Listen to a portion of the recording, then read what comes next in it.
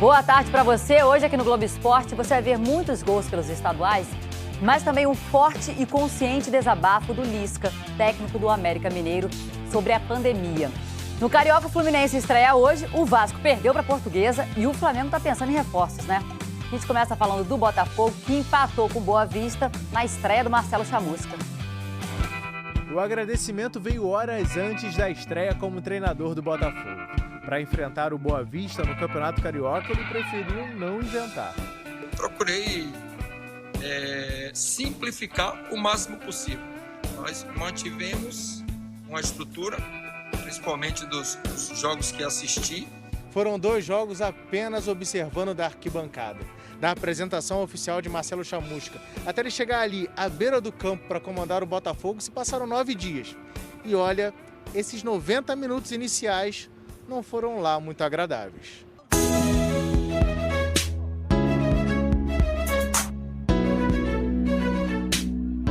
Nosso acabamento, nosso último passo, nossa finalização não foi, tá muito longe da qualificação que a gente quer. Mas o time tentou. Varley cobrou falta na área, Luiz Otávio deixou o Babi na boa, que se esticou todo para finalizar. Gustavo foi lá e travou o Enio na sobra. A bola foi parar nos pés do Kevin, que soltou uma bomba no travessão. Canucha apelou o bonito Caio Felipe e chutou para fora. A gente finalizou 17 vezes e acertou 4 vezes o alvo. Ou seja, nossa eficácia ela foi muito baixa. Tipo Varley, o cara roubou bem a bola, depois brigou por ela e na hora do faz que é teu, garoto... Ah não, Varley. Matheus Nascimento de cabeça até acertou a direção do gol, mas o goleiro Clévia salvou o Boa Vista. No final, acabou o Botafogo 0, Boa Vista 0. E quanto ao primeiro passo rumo aos objetivos da temporada, Carioca, Copa do Brasil e Série B, Marcelo Chamusca foi realista. É um desafio para mim como treinador, desafio para o clube. Não tem outro caminho, é trocar o pneu com o carro andando. Como a gente falou, o Fluminense estreia hoje, o jogo é contra o Resende. Agora, o Tricolor está pensando mesmo nas possibilidades para o futuro. Planejamento. Tá aí uma palavrinha que não sai da cabeça dos tricolores. Afinal, são 2 opções de caminho a ser seguido. Num deles tem trabalho intenso, até quarta-feira que vem. No outro tem folga à vista, de 1 semana para todos os jogadores do time principal. Domingo a gente acerta isso. A possibilidade mais preocupante é ter que jogar a pré-Libertadores, com estreia na quarta-feira que vem, contra o Ayacucho no Maracanã. E apenas 8 dias de treino no total para Roger Machado montar o time. Isso vai acontecer se o Grêmio for o campeão da Copa do Brasil. O cenário ideal é de 7 dias de descanso para o time principal na semana que vem. Folga que será confirmada caso o Fluminense avance direto para a fase de grupos da Libertadores, que só começa no dia 20 de abril. Para isso, o Palmeiras tem que levar o título da Copa do Brasil no domingo, porque aí G4 do Brasileirão vira G5. Até lá, o Fluminense tem 2 jogos pelo Campeonato Estadual. Hoje contra o Resende e domingo contra a Portuguesa é o time Sub-23, que vai a campo com o auxiliar Ailton no comando. Quanto mais antes, eu acho melhor mesmo para o profissional. E se tiver que acontecer, vai acontecer de forma naturalmente. Palavras do menino Kaique, 17 anos. Deve jogar hoje, assim como outros garotos da base tricolor, na estreia no Carioca. Ótima chance de aparecer enquanto o time principal planeja o que fazer. Tem que aproveitar essa oportunidade. O podcast GE Flamengo analisa a estreia da garotada do time na vitória sobre o Nova Iguaçu. ge.globo.com/GE Flamengo, ou você pode acessar também pelas principais plataformas de podcasts. O Flamengo pensa nos próximos reforços para encarar as 5 competições que disputa na temporada. O lateral Rafinha está na mira faz tempo, mas as negociações não avançaram nas últimas semanas. A reta final do Campeonato Brasileiro, como ela aconteceu, tirou um pouco o nosso foco. Tem um bom encaminhamento, mas ainda não tá certa a contratação. Por enquanto, só quem chegou foi o zagueiro Bruno Viana, emprestado pelo Braga de Portugal até o fim do ano. Ontem ele foi inscrito no Campeonato Carioca, mas ainda se recupera de uma fratura no dedo da mão e não tem previsão de estreia.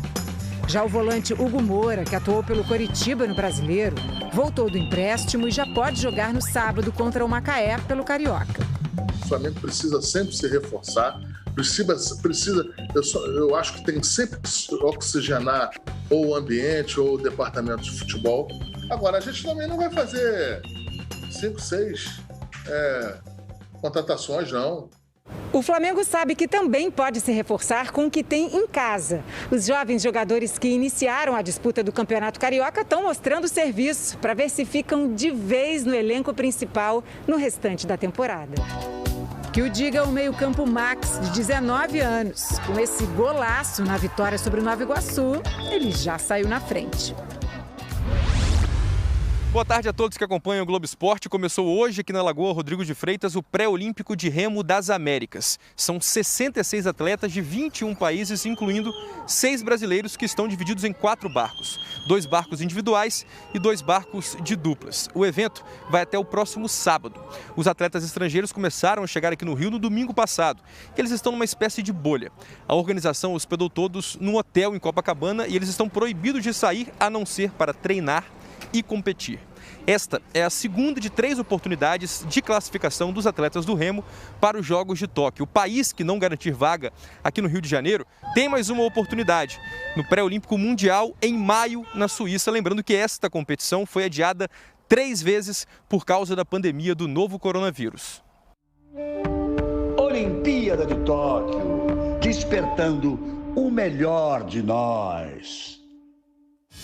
E no próximo bloco tem uma declaração importante do técnico Lisca sobre a pandemia. E a gente volta a falar de Campeonato Carioca com a derrota do Vasco para a Portuguesa.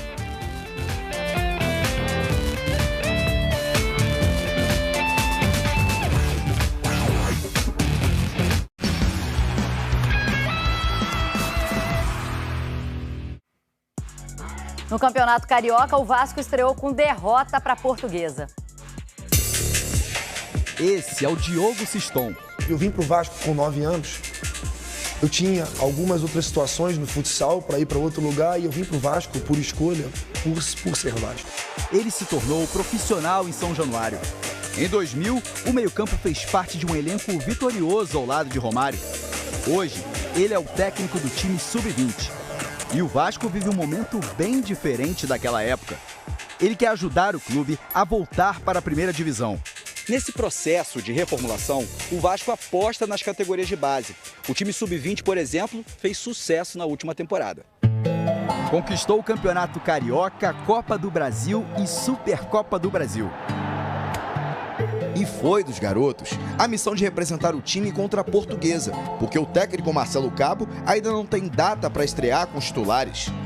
Como o nome diz, é a base, né? Então é a base. E esses jogadores que a gente tem trabalhado, eles primeiro, tem uma coisa de importante, são muito identificados com o Vasco. Eles entendem a grandeza do Vasco. No primeiro tempo, Dilcinho abriu o placar para os visitantes. O Vasco voltou melhor na segunda etapa. Uma das melhores chances foi do garoto Lucas Figueiredo, de 19 anos.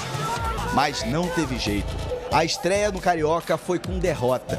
São jogadores jovens e que estão em transição. Estamos incorporando esse processo de transição para que essa transição da base para o profissional seja mais suave e que esses jogadores que cheguem no profissional possam dar a resposta que a gente espera. Pelo menos 1/3 do time precisa ser formados nas categorias de base do Vasco da Gama. E isso tudo visa uma identidade, um conhecimento, um espaço para jogadores da base. O começo não foi ideal, mas até que eles viram algo positivo. Acho que o segundo tempo é a cara do Vasco. É um time que joga construindo a jogada desde lá de trás, que pega bem, que marca bem, que ataca marcando. Acho que essa sim é a cara do Vasco. Na próxima segunda-feira, dia 8 de março, é o Dia Internacional da Mulher. E, infelizmente, vamos lá, a realidade, ainda existe muito preconceito em relação às mulheres no esporte. Mas nos Estados Unidos foram dados passos importantes nessa luta. É para ela que os holofotes se voltam quando as quadras ficam vazias. Os melhores jogadores de basquete do mundo confiam a esta advogada a missão de guiá-los durante as negociações mais complexas. foi Michelle Roberts, que ajudou a definir quando os atletas da NBA voltariam a jogar em meio à pandemia de Covid-19. E também quem os orientou na hora de paralisar a temporada em protesto por justiça social. Ela comanda o Sindicato dos Jogadores. É a primeira mulher a ocupar esse posto em qualquer grande liga profissional de esporte nos Estados Unidos. Não existe estranhamento na minha relação com os jogadores, porque temos a mesma origem humilde e compartilhamos essa história, conta ela. O protagonismo de Roberts durante os meses de pandemia não foi um fato isolado. O último ano marcou um período transformador no esporte americano em posições de comando historicamente dominadas por homens. Numa sequência sem precedentes, mulheres quebraram tabus em todas as milionárias e globais ligas masculinas do país. Quando o Los Angeles Lakers ergueu a taça da NBA em outubro, por exemplo, coroou também a primeira proprietária campeã da liga. Jeannie Buss liderou a franquia fora das quadras na campanha que pôs fim a um jejum de 10 anos sem títulos. Uma façanha que agora serve de inspiração para Kim Young. Ela começou a trabalhar com beisebol como estagiária nos anos 90.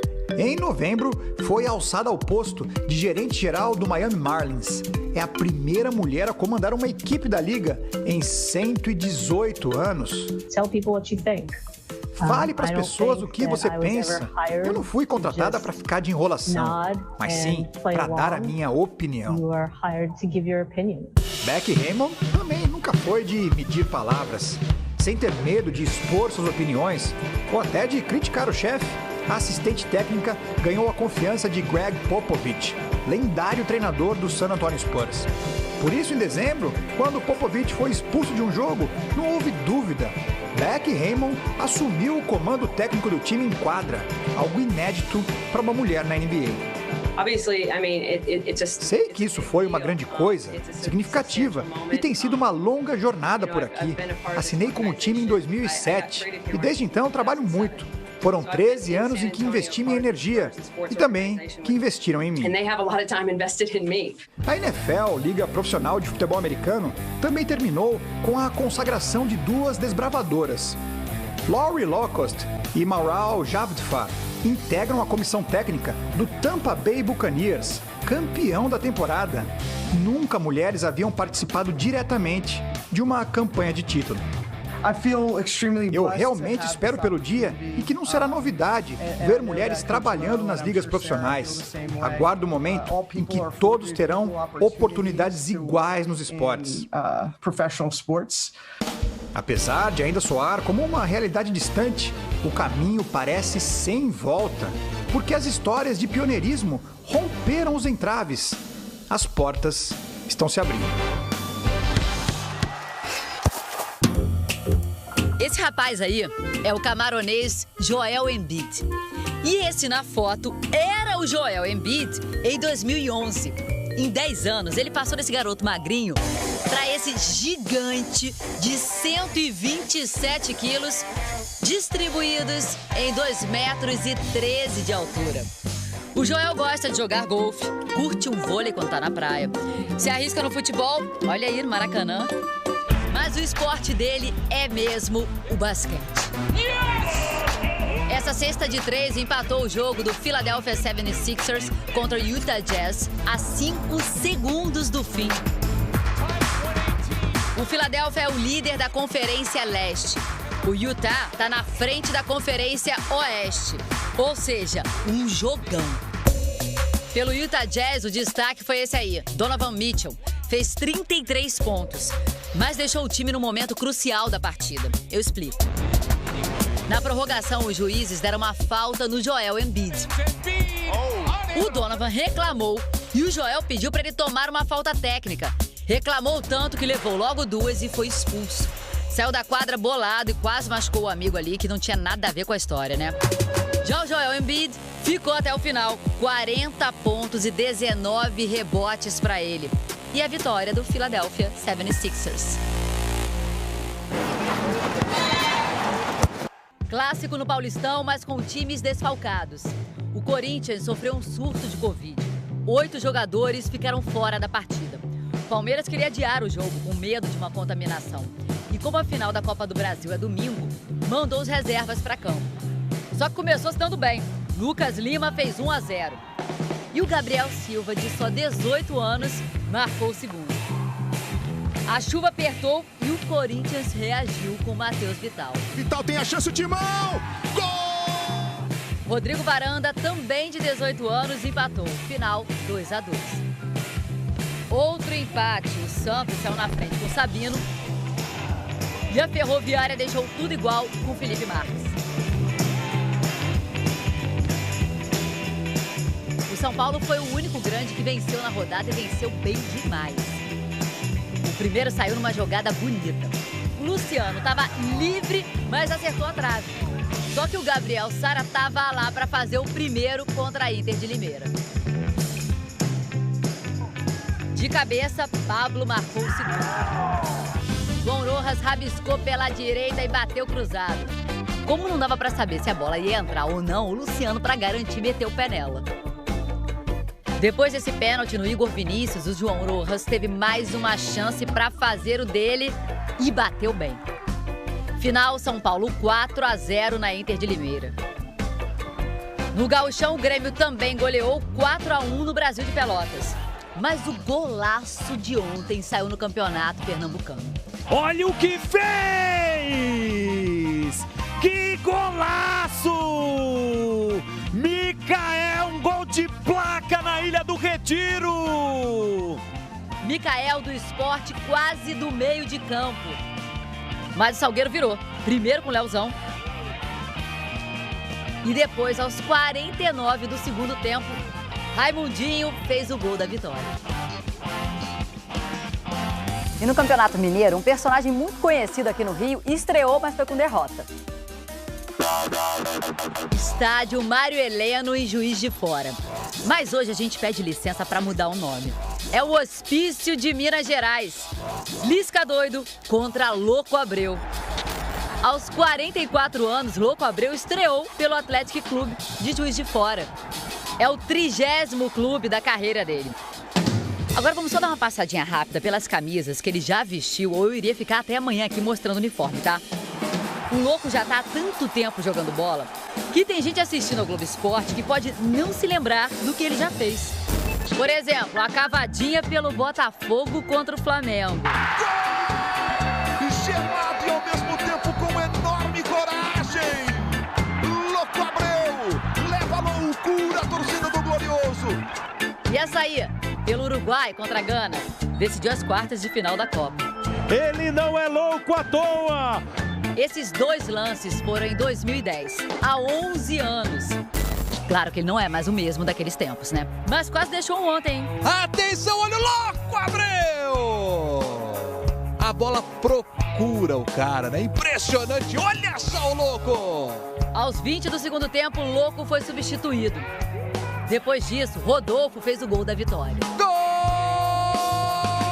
Vitória do América do Lisca doido, que é conhecido assim pelas reações engraçadas à beira do campo, pelo jeito apaixonado com que se entrega aos times que dirige, mas que mostrou mais uma vez que de doido não tem nada. Eu vou aproveitar essa tua deixa e vou fazer um apelo às autoridades do Brasil, sabe? E principalmente à CBF. É quase inacreditável que saiu uma tabela da Copa do Brasil hoje, com jogos dia 10, 17, 80 clubes que nós vamos levar os jogadores com delegação de 30 pessoas para um lado, para o outro do país. O nosso país parou, gente. Não tem lugar nos hospitais. Eu estou perdendo amigos, treinadores. Não é hora mais, cara, é hora de segurar a vida, velho. Sabe, aqui no Mineiro, tudo bem, é mais perto, mas vai pegar uma delegação do Sul e levar para Manaus. Como que vocês vão fazer isso, gente? O Brasil registrou ontem 1.840 mortes causadas pela Covid-19. É um recorde da pandemia aqui no país. Já são 42 dias com mais de 1.000 pessoas mortas por dia. No total, mais de 259 mil brasileiros já morreram. Esses números são muito impressionantes e a gente não deve esquecer de que se tratam de pessoas, né? Estamos falando de pessoas que perderam a vida. A gente procurou a CBF sobre esse apelo do Lisca, mas até agora a Confederação não se manifestou.